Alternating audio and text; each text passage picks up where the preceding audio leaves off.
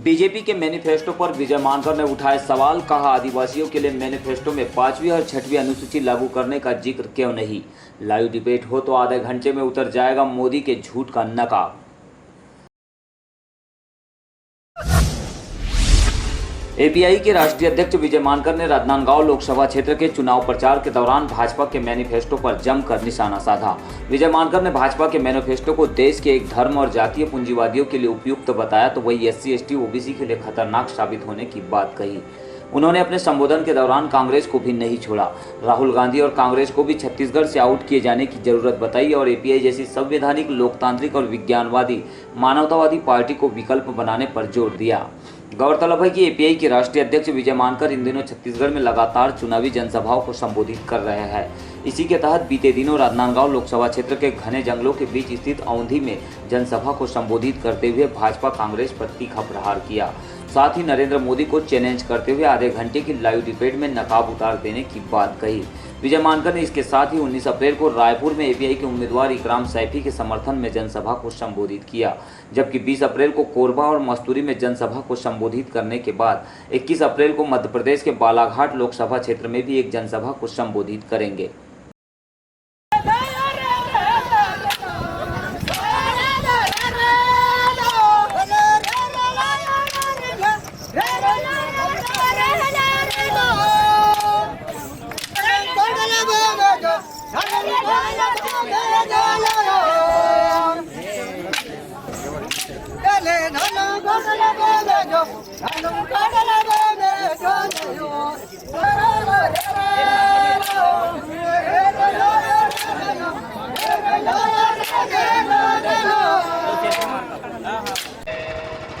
जो यहाँ पर रहने वाले आदिवासी समाज के लोग हैं, शेड्यूल्ड ट्राइब के लोग हैं, उन्हीं के साथ जो और भी यहाँ पर नागरिक हैं, मैं जानता हूँ कि आप काफ़ी आतुरता से मेरी राह देख रहे थे, लेकिन आखिरी 35 किलोमीटर मानपुर से रोड ठीक ना होने की वजह से थोड़ा सा विलम्ब हुआ। उसके वजह से मैं आपकी क्षमा चाहता हूँ।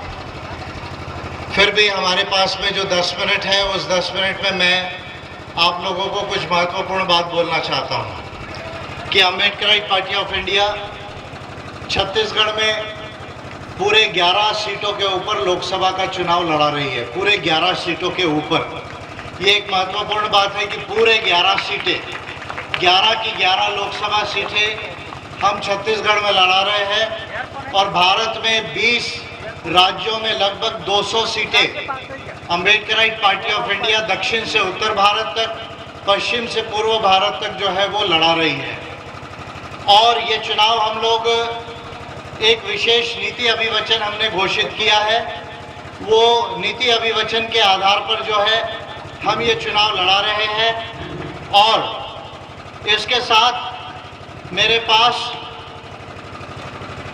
चोरों की रानी, झूठों की रानी और चोरों का राजा, झूठों की रानी, चोरों का राजा, झूठों की रानी, चोरों का राजा, नाम लेना जरूरी नहीं, इशारों में समझ जाइए। एक मंत्री थी 2014 में, कहे कि मेरी ग्रेजुएशन की डिग्री है। मैंने ग्रेजुएशन किया, 2019 के लोकसभा में एफिडेविट दिया कि 12वीं हो गई। अब ये आज तक किसी को समझ में नहीं आया कि ग्रेजुएशन होने के बाद 12वीं कैसे होता है।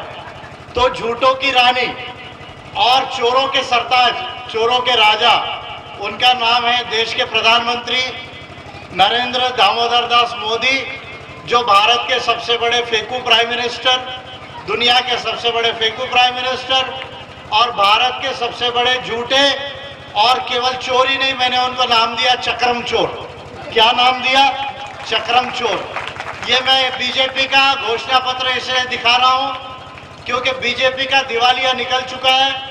और सबसे पहले मैं आपका धन्यवाद दूंगा कि छत्तीसगढ़ के विधानसभा के चुनाव में अम्बेडकराइट पार्टी ऑफ इंडिया 50 विधानसभा की सीटें लड़ी और 40 सीटें बीजेपी हार गई छत्तीसगढ़ के अंदर में। ये आप लोगों के वजह से हुआ। बीजेपी को आपने छत्तीसगढ़ से आउट किया।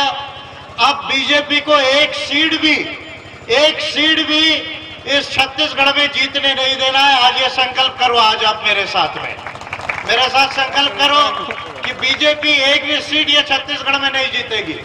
और क्यों नहीं जीतेगी उसका प्रमुख कारण बताता हूं, क्योंकि मैं 5वीं अनुसूची के क्षेत्र में हूं, समय कम है। ये नीति बोलने के लिए मेरे पास बहुत समय है।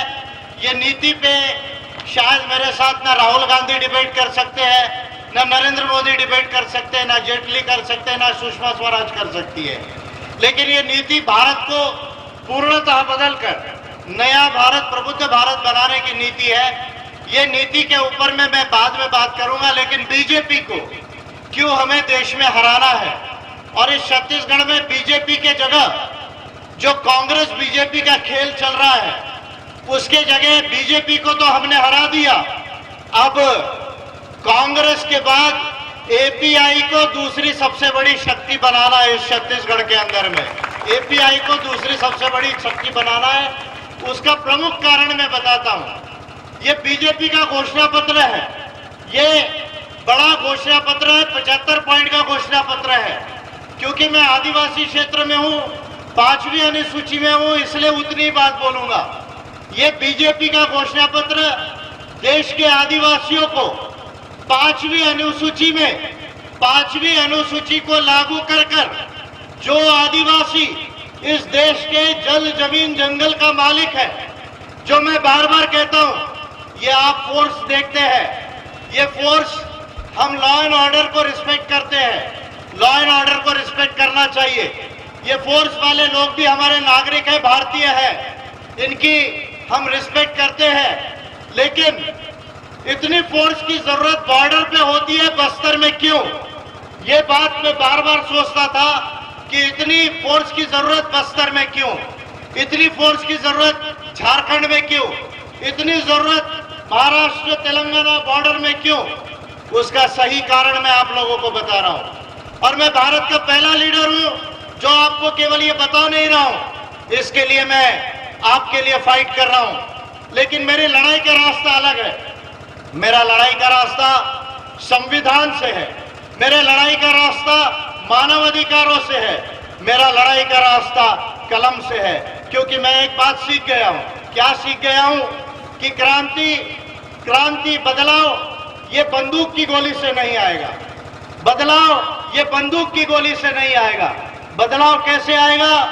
बदलाव आएगा दिमाग चलाने से। ठीक से सुनिए, बदलाव आएगा दिमाग चलाने से, कलम चलाने से और बटन, जम से बोलो, बटन दबाने से। तो मैं क्या आप लोगों को बताना चाहता हूं कि ये जो भारत का आदिवासी है, इस आदिवासी के जमीन के नीचे, इस आदिवासी के जमीन के नीचे 1000 लाख करोड़ रुपए की संपत्ति है।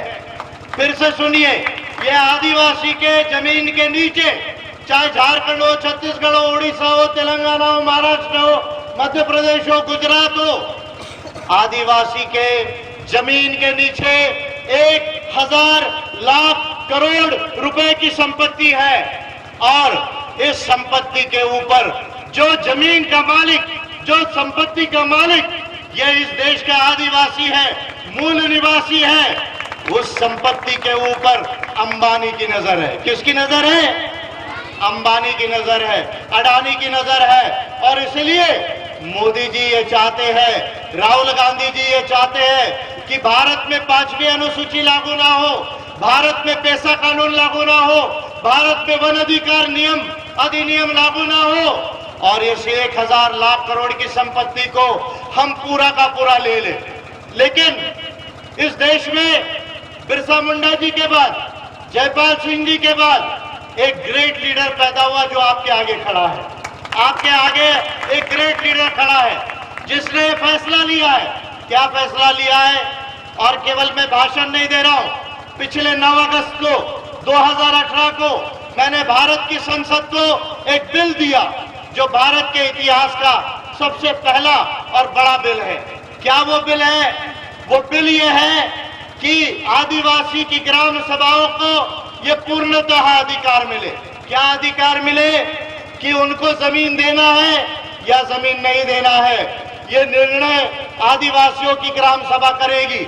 अगर आदिवासियों की ग्राम सभा ये निर्णय करती है कि जमीन देना है तो ठीक है, जमीन नहीं देना है तो ठीक है, लेकिन यदि किसी कंपनी को आदिवासियों की ग्राम सभा यदि परमिशन देती है जमीन लेने की, तो उस कंपनी के जो कंपनी वहां लगेगी, जो खदान माइंस वहां लगेगी, उस कंपनी में आदिवासी को कम से कम 15 से 20% का मालिक यानी शेयर होल्डर बनाया जाना चाहिए। मालिक या शेयर होल्डर बनाया जाना चाहिए। ये बिल मैंने संसद को दिया है और इस बिल को पारित कराने के लिए मैं आदिवासियों के बीच में आया हूं। मैं छत्तीसगढ़ में आया हूं, मैं बस्तर में गया, कांकेर में गया, राजनांदगांव जिले में आया, सरगुजा जाऊंगा, कोरबा जाऊंगा, मैं झारखंड जाऊंगा, खूंटी जाऊंगा, जमशेदपुर जाऊंगा और मैं भारत के आदिवासियों से कह रहा हूं कि मुझे केवल एक सांसद दे दो। कितना सांसद दे दो? केवल एक दे दो। 543 में 542 इनके, बाद में 250 राज्यसभा के, जिसके रखना है रख लो। आप मुझे केवल एक आदिवासियों का सांसद दे दो और देख लो, यदि विजय मानकर ने नरेंद्र मोदी को और राहुल गांधी को हेमा मालिनी की तरह डांस नहीं करा दिया तो मेरा नाम बदल दो। गब्बर सिंह तो फिर भी कहता था, गब्बर सिंह तो फिर भी कहता था, बसंती जब तक आप नाचोगी वीरों की सांस चलेगी। लेकिन विजय मानकर कहेगा, बसंती आपके पांव चलते भी रहेंगे तो भी मोदी और राहुल को मैं बख्शने वाला नहीं हूं। मैं राहुल और मोदी को बख्शने वाला नहीं हूं। तो साथियों, ये मूल बात है जिसके लिए अम्बेडकराइट पार्टी ऑफ इंडिया लड़ रही है। उसके अलावा बहुत बड़ी नीति है, किसानों के लिए स्वामीनाथन आयोग को लागू करना है पूरी तरह, कृषि को उद्योग बनाना है, किसान को समृद्ध बनाना है। और ये जो कहते हैं ये बीजेपी वाले, शर्म आना चाहिए इस इंसान को। ये प्राइम मिनिस्टर कहता है, अरे मेरे आगे इसको आधा घंटा खड़ा करो, केवल आधा घंटा खड़ा करो मेरे आगे। इतना भाषण देता है, केवल आधा घंटा खड़ा करो। आधे घंटे में मैं इस इंसान का नकाब उतार दूंगा देश के अंदर में। कहता है और 5 साल तक गरीबी समाप्त नहीं हो सकती। कहते हैं भूखमरी और 5 साल समाप्त नहीं हो सकती, केवल 10% भूखमरी हम कम करेंगे। अरे मोदी जी, इतना पैसा कहां गया? कौन कहता है भारत गरीब देश है? मैं कहता हूं भारत अमीर देश है। मैं कहता हूं भारत अमीर देश है, लेकिन भारत के लोगों को गरीब रखा गया है। और क्यों? इसका कारण जातीय पूंजीवाद है। क्योंकि भारत के 1% लोगों के पास यदि काली अर्थव्यवस्था को जोड़ दिया जाए तो आज 85% काली अर्थव्यवस्था, ये 1% लोगों के पास संपत्ति हो गई है। 45% इनकम 1% लोगों के पास हो गई है। और इस देश के अंदर में, बजट के अंदर में पैसा नहीं। और फिर लोग कहते हैं कि हम शिक्षा पर नहीं दे सकते, आपको पीडीएफ, आपको पब्लिक डिस्ट्रीब्यूशन सिस्टम अनाज पे नहीं दे सकते, हॉस्पिटल नहीं खोल सकते। ये तमाम बातें जो सरकारें केंद्र और राज्यों की करती है, ये तमाम पैसा वो अंबानी, अडानी जैसे लोगों को ट्रांसफर करना चाहती है। मैं आप लोगों से ये कहता हूं कि यदि अम्बेडकराइट पार्टी ऑफ इंडिया की सरकार आती है तो मैं आपको अभिवचन देता हूं कि भारत में 10 साल के भीतर हम गरीबी को पूर्णतः समाप्त कर सकते हैं, पूरी तरह, और इस देश की विषमता को बहुत ज्यादा कम कर सकते हैं। इतना पैसा देश के अंदर है, लेकिन जब तक बीजेपी और कांग्रेस देश में रहेगी ये काम नहीं हो सकता। मुझे लॉ एंड ऑर्डर को भी फॉलो करना है। बस इतनी बात आपसे कहूंगा कि आने वाले 18 तारीख को कोर्ट की बटन को भूलना नहीं। ये जो कोर्ट है, गांधी जी आए, गांधी जी ने लुंगी धोती पहनी, ऊपर का शर्ट उतारा कि यार गांधी जी की तरह अगर सब हो गए तो फिर ये देश का क्या हाल होगा। तो मैंने ये सोचा कि ये ठीक नहीं, तो मुझे कोट वाला सिंबल लेना चाहिए। तो मैंने कोट वाला सिंबल लिया। ये कोट को याद रखिए, अगर अपने जीवन में बदलाव लाना है, ये बच्चों का भविष्य उज्जवल बनाना है, अगर इस जल जमीन जंगल को बचाना है और इस 1000 लाख करोड़ का 20% का मालिक यदि बनना है और सुप्रीम कोर्ट ऑफ इंडिया में जो केस चल रही है, जो जुलाई में आ रही है कि जंगल से आदिवासियों को निकालो, आपको बीजेपी कांग्रेस बचाने वाली नहीं। अगर आपका एक सांसद जीत के गया तो इस बात को मैं रोक सकता हूं, और अगर संसद ना भी हो तो सुप्रीम कोर्ट में मैं आपको अभिवचन देता हूं कि मैं केस डालूंगा और सुप्रीम कोर्ट में यह लड़ाई लड़ूंगा, ताकि जो है आदिवासी को जंगलों से निकालने की जो साजिश कांग्रेस और बीजेपी की सरकारें कर रही है वो ना कर सके। समय को ध्यान में रखना है, इलेक्शन कमीशन के रूल है। आप लोग बस इतना बात ध्यान में रखिए कि झूठों की रानी चोरों का राजा, झूठों की रानी चोरों का राजा और फर्जी डिग्री वाले पप्पू बाबा राहुल गांधी, इनके पंजे को टाटा बाय बाय कीजिए। पंजे को क्या कीजिए? करना आता है? करो एक बार। पंजे को क्या कीजिए? टाटा बाय बाय कीजिए और कमल को कीचड़ में डुबा दीजिए। कमल को किस में डुबाइए? कीचड़ में डुबाइए और कोट को पहन के अपना मूल निवासी संस्कृति को बनाइए, आदिवासी राज को लाइए। अंबेडकराइट सरकार बनाना है, आदिवासी राज लाना है। अंबेडकराइट सरकार बनाना है, आदिवासी राज लाना है, आदिवासी राज लाना है। जय जोहार, जय सेवा, जय भीम, जय प्रबुद्ध गोंडवाना लैंड।